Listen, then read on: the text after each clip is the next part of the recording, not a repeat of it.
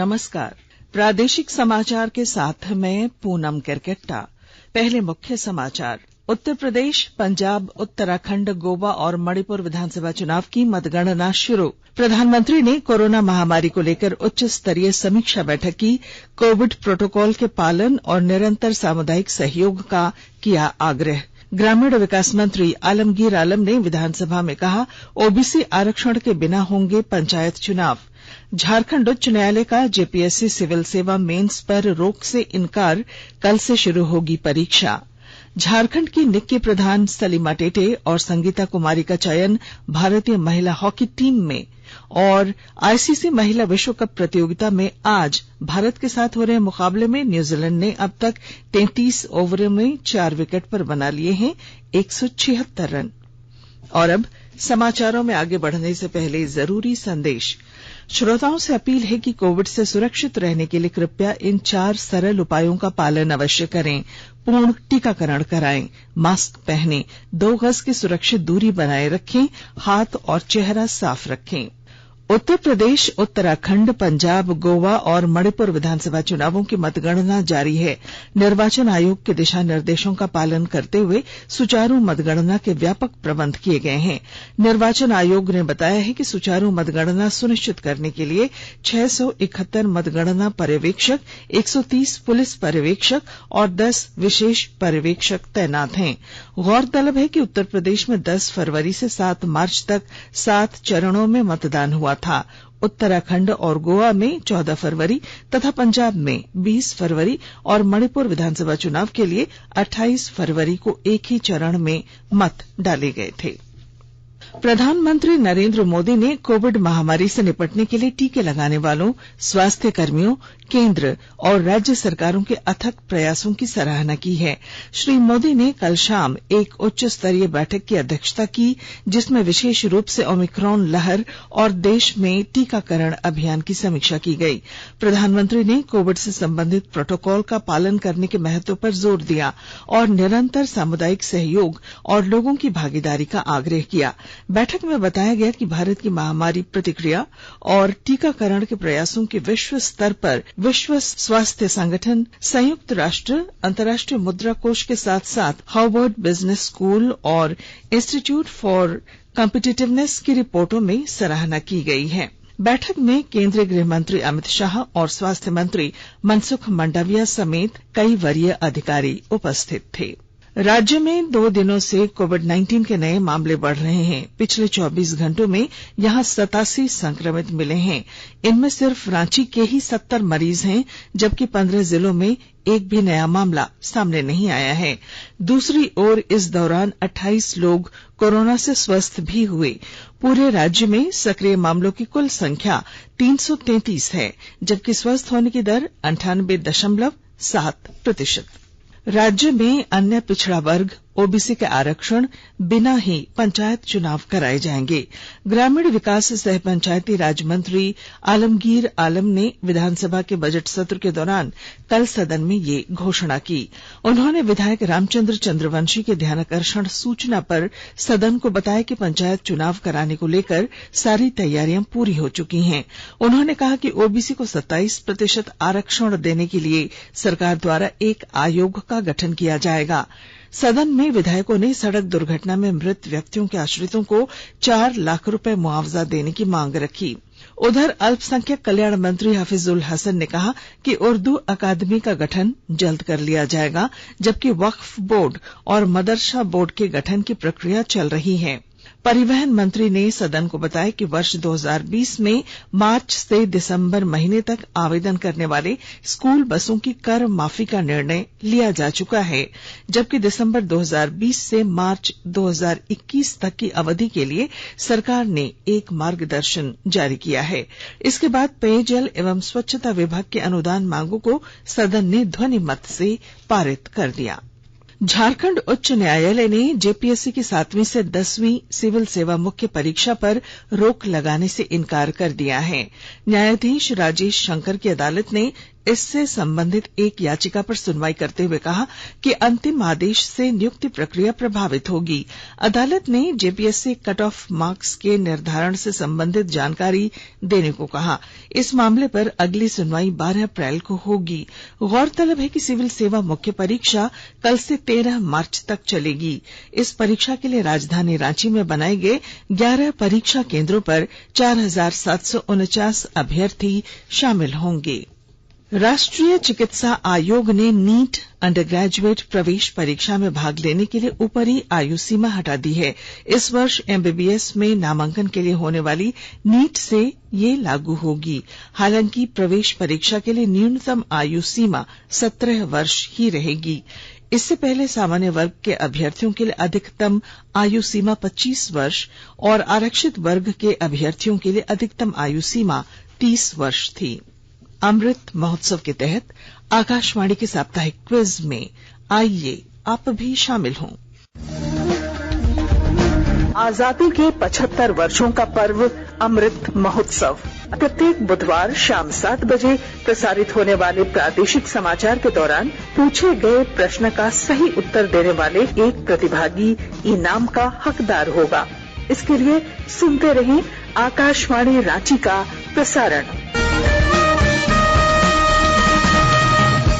केंद्रीय युवा कार्य और खेल मंत्री अनुराग ठाकुर आज राष्ट्रीय युवा संसद महोत्सव के राष्ट्रीय चरण के उद्घाटन सत्र को संबोधित करेंगे। लोकसभा अध्यक्ष ओम बिड़ला कल संसद के केंद्रीय कक्ष में राष्ट्रीय युवा संसद के समापन समारोह को संबोधित करेंगे। युवा संसद के 3 शीर्ष राष्ट्रीय विजेताओं को समापन समारोह के दौरान अपने विचार रखने का अवसर मिलेगा। आकाशवाणी के ताजा तरीन समाचारों के लिए आप हमारी वेबसाइट newsonair.com पर लॉग ऑन कर सकते हैं। ताजा समाचार Twitter handle @AIR News Alerts और Facebook page all India radio news पर भी उपलब्ध हैं। आप प्रादेशिक समाचार एकांश के ट्विटर हैंडल @AIR News_Ranchi और फेसबुक, इंस्टाग्राम पेज तथा YouTube channel AIR News Ranchi पर भी हमारे बुलेटिन सुन सकते हैं। प्रादेशिक समाचार आप आकाशवाणी रांची से सुन रहे हैं और अब पेश हैं कोरोना से बचाव के कुछ संदेश। कोविड-19 से बचाव और सुरक्षित रहने के 3 उपाय। मास्क लगाएं, 2 गज दूरी है जरूरी, सुरक्षित दूरी रखें, हाथ और मुंह साफ रखें। चलो मिलकर एक शुरुआत करें, चलो एक फैसला आज करें, मास्क नहीं तो टोकेंगे, कोरोना को रोकेंगे, चलो एक वादा करते हैं, चलो कुछ वादा करते हैं, मास्क नहीं तो टोकेंगे, कोरोना को रोकेंगे। भारत सरकार द्वारा जनहित में जारी। प्रादेशिक समाचार में आपका फिर स्वागत है। धनबाद गया रेल मार्ग पर आज 9 घंटे तक ट्रेनें नहीं चलेंगी। गौशाला पुल पर डबल लेन अंडरपास निर्माण के लिए ट्रैफिक ब्लॉक की वजह से आसनसोल वाराणसी मेमू, गया आसनसोल मेमू और Bardhaman Hatia MEMU passenger train रद्द रहेंगी। वहीं Howrah New Delhi Poorva express, Kolkata Agra cantt, Jammu Tawi Kolkata express और आनंद विहार सियालदह संपर्क क्रांति एक्सप्रेस का गोमू चंद्रपुरा कतरास रूट से परिचालन होगा। इधर रेल मंत्रालय ने रांची दुमका इंटरसिटी का परिचालन गोड्डा से शुरू करने को मंजूरी दी है। यह ट्रेन प्रतिदिन गोड्डा से दोपहर 3 बजे खुलेगी। वहीं रांची से खुलकर ये सुबह 7:25 पर दुमका और 10 बजे गोड्डा पहुंचेगी।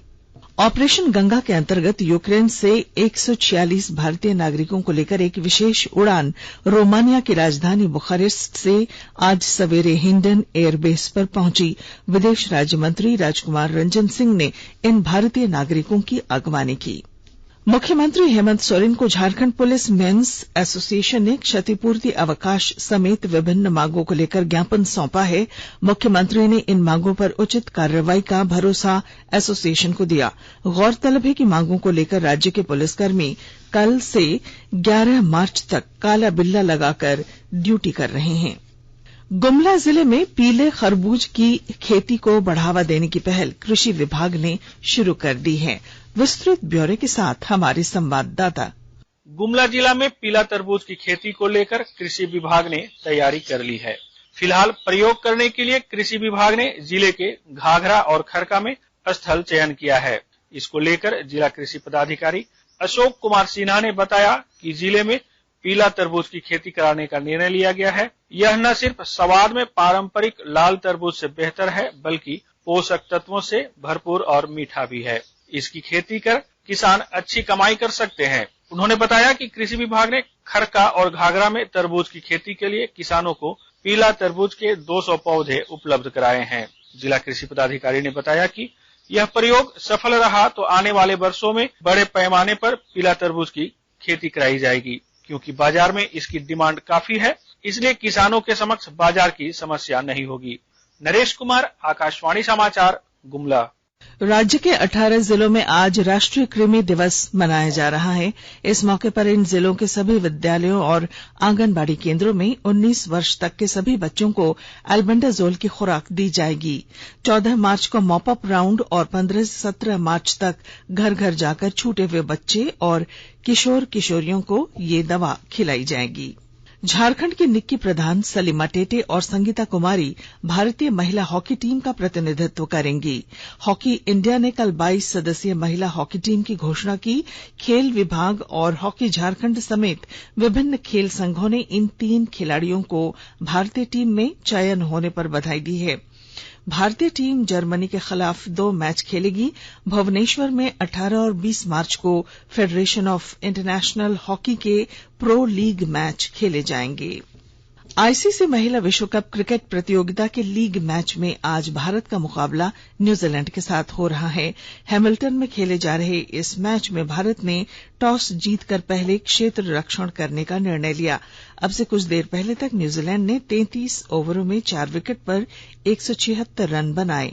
प्रसार भारती आईसीसी महिला क्रिकेट विश्व कप का आकाशवाणी रेडियो नेटवर्क पर कमेंट्री का सजीव प्रसारण कर रहा है। कुछ संक्षिप्त खबरें। रांची जिले के नामकुम स्थित स्वास्थ्य निदेशालय के एक कर्मचारी को रिश्वत लेते रंगे हाथों एसीबी ने गिरफ्तार किया। राजधानी रांची के लालपुर में एक महिला के साथ छिनतई मामले में 5 आरोपियों को पुलिस ने गिरफ्तार किया है। धनबाद जिले के निरसा चौक के निकट एक टैंकर की चपेट में आकर बाइक सवार दंपति की मौत हो गई, जबकि एक बच्ची घायल है।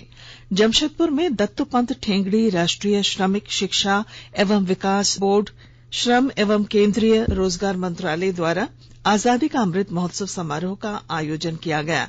इस मौके पर सांसद विद्युत वरण महतो मुख्य अतिथि थे। सेल की अध्यक्ष सोमा मंडल आज धनबाद में जीतपुर चासनाला और टासरा कोयला खदान का निरीक्षण करेंगी। वे इन खदानों से जुड़ी समस्याओं की भी जानकारी लेंगी। और अब अखबारों की सुर्खियां।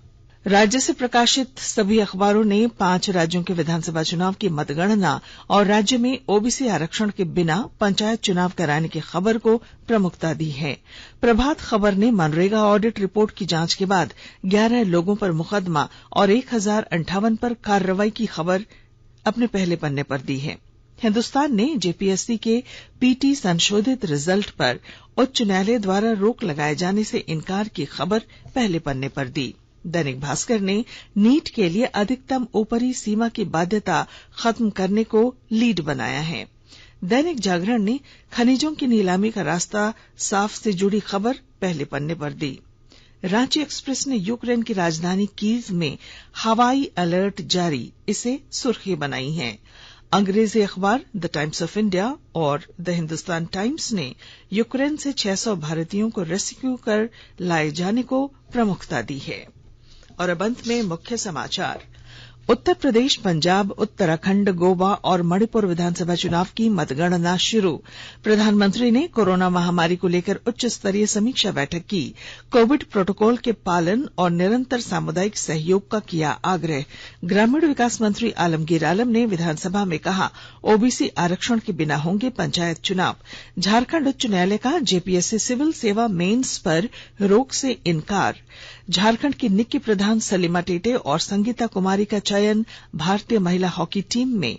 और आईसीसी महिला विश्व कप प्रतियोगिता में आज भारत के साथ हो रहे मुकाबले में न्यूजीलैंड ने अब तक 33 ओवरों में 4 विकेट पर 176 रन बनाए। और इसके साथ ही आकाशवाणी रांची से प्रादेशिक समाचार का ये बुलेटिन समाप्त हुआ। नमस्कार।